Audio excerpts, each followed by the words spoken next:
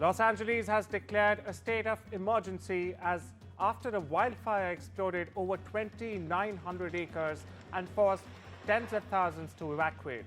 Meanwhile, the Eaton Fire, about 30 miles inland near Pasadena, doubled in size to 400 acres within a matter of hours, prompting the evacuation of nearly 100 nursing home residents. Meanwhile, a third fire, the Hurst Fire as it's being called, has also erupted in Sylmar in the San Fernando Valley, forcing more evacuations. Now, firefighters are battling all three blazes as they race against time to contain the destruction. Millions of people in California are under a red flag warning, meaning there is an extreme fire danger. Fire Chief Kristen Crowley has said over 30,000 people are under evacuation orders and 13,000 buildings under threat. Officials say strong winds and dry weather fueled the Palisades fire, which destroyed multiple buildings and injured several people. Now, this includes a firefighter. Listen in. Population threatened is approximately 25,748. Households threatened is approximately 10,367. Structures threatened are approximately 13,208. At this point, we feel very blessed at this point that there's no injuries that are reported. We do have reports of multiple structures that are damaged. Rescue and relief efforts are underway after a 6.8 magnitude earthquake jolted Tibet's Tingri County on Tuesday morning. At least 407 people have been rescued after being trapped following the quake, while 14 resettlement sites have been set up to provide emergency shelter to more than 30,000 people displaced in the disaster. On Tuesday morning, a 90-year-old resident was also successfully rescued by local officers and cadres in a village in the country's Chulho township and was moved to emergency shelter after an all-site medical check. A seaplane crashed shortly after takeoff from a Western Australian island, killing 3 people and injuring 3 others. Police have said only one of the 7 people aboard the Cessna 208 Caravan was rescued without injury after the crash Tuesday afternoon on Rottnest Island. Now, the plane owned by Swan River Seaplane was returning to its base in Perth, 30 kilometers east of the island, also known by its indigenous name, Wajma. Listen in to the Western Australia Premier, Roger Cook. It is my sad duty to confirm that 3 lives were lost when a seaplane crashed moments after takeoff at Thompson Bay. The bodies of the 3 deceased were recovered from the wreckage by water police divers last night. The victims include a 65-year-old woman, a passenger who we understand was a Swiss tourist, a 60-year-old man, a passenger believed to be a tourist from Denmark, and a 34-year-old man who was the pilot who lived in Perth. My thoughts go out to the families and friends of the victims. This is no doubt very difficult for everyone involved. And on behalf of every Western Australian, I want you to know that you're in our thoughts and in our prayers. 2 bodies have been found in the landing gear compartment of a JetBlue aircraft at a South Florida airport. Now, the aircraft had arrived in Fort Lauderdale from John F. Kennedy International Airport in New York. Paramedics declared both people dead at the scene. The agency's homicide and crime scene units are investigating the matter. It's the second time over the past month that the body has been found in the wheel well of an aeroplane. In late December, another body was found in the wheel well of a United Airlines plane after it landed in Maui from Chicago. Protesters have gathered in front of Ecuador's public prosecutor's office to demand justice for 4 children who were murdered in Guayaquil after being detained by the military on the 8th of December last year. Demonstrators took to the streets chanting, "We do not want revenge, we want justice." The armed forces have emphatically denied the involvement of soldiers in the disappearance and killing of the children. Estamos todos los días plantadas frente a las afueras de las fiscalías y de los consejos judiciales para obtener justicia por nuestras hijas, a lo que se dedica nuestra organización. En muchos casos, hay casos que tenemos hasta 8 años que no han tenido resolución. Sin embargo, el día de hoy se recrudece esta verdad al Ecuador haber perdido 4 hijos, 4 niños de una manera tan cruel en manos de quienes deberían haberlos garantizado la vida, como las instituciones de las Fuerzas Armadas y la policía. Authorities in Las Vegas have revealed that the suspect behind the New Year's Day Tesla Cybertruck explosion outside the Trump International Hotel used ChatGPT to plan the blast. Identified as Army soldier Matthew Livelsberger, the suspect reportedly acted alone in what the FBI has classified as a suicide case. Members of the Republican and the Democratic Party who served during Jimmy Carter's presidential term paid their respect to the former president. The military honor guards, a procession down Pennsylvania Avenue, and a service in the Capitol Rotunda continued public commemorations for Carter, who died on the 29th of December, aged 100. The former president will lie in state Tuesday night and again Wednesday before his remains are moved to National Cathedral. There, President Joe Biden will eulogize Carter. His remains, which had been lying in repose at the Carter Presidential Center since Saturday, left the Atlanta campus Tuesday morning, accompanied by his children and extended family members.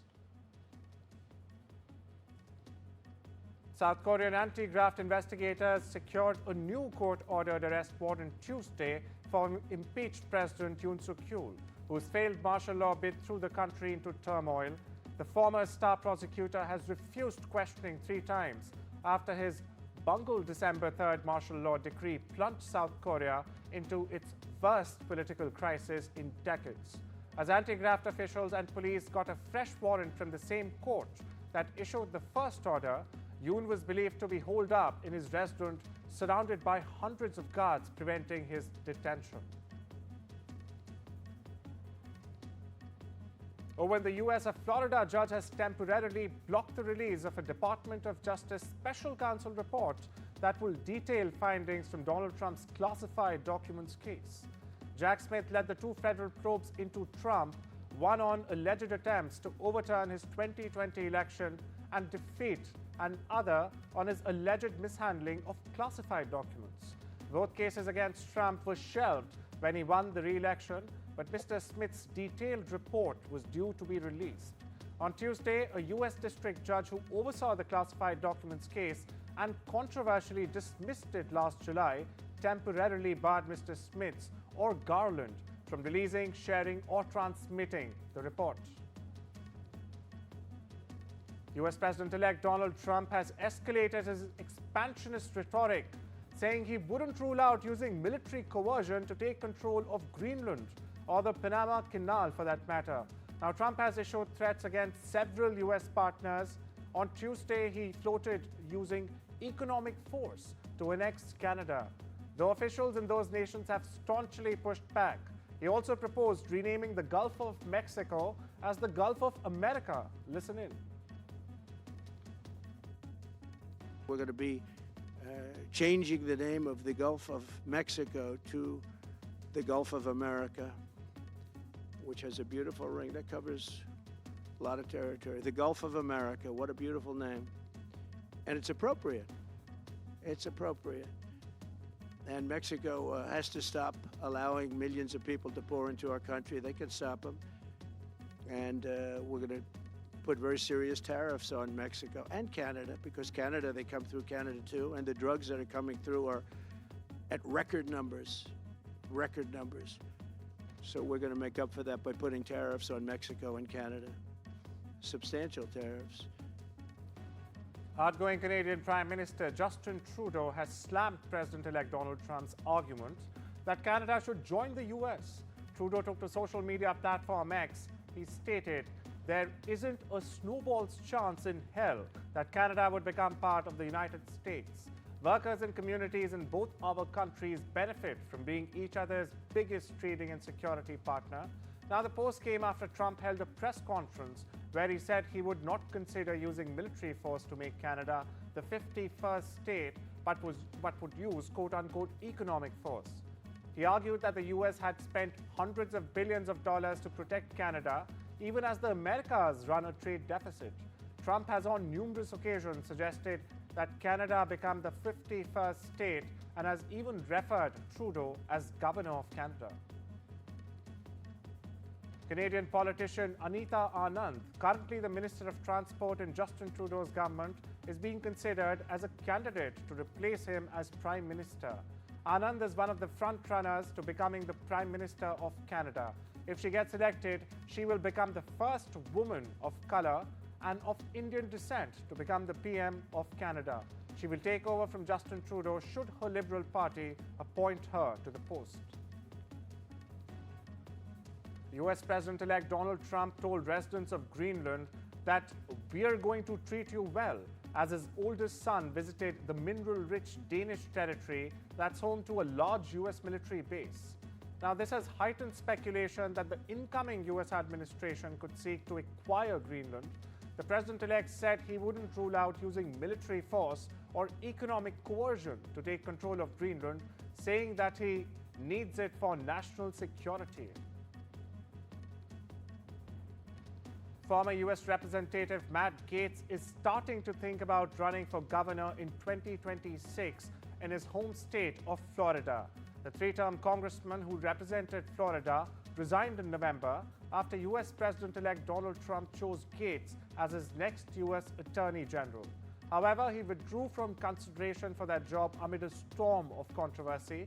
Florida has a limit of 2 consecutive 4-year terms for its governor.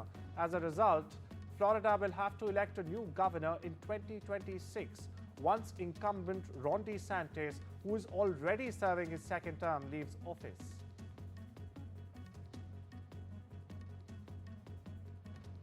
In a high-level delegation meeting with his Maldivian counterpart, Defense Minister Rajnath Singh highlighted the strengthened ties between India and the Maldives following President Mohammad Muizzu's October 2024 state visit to New Delhi. Now, Singh emphasized that the importance of the joint vision document released during that visit, calling it a guiding framework for bilateral cooperation. Singh also reaffirmed India's commitment to supporting the Maldives through defense training, equipment and capacity building projects under the Neighborhood First policy and the Sagar initiative.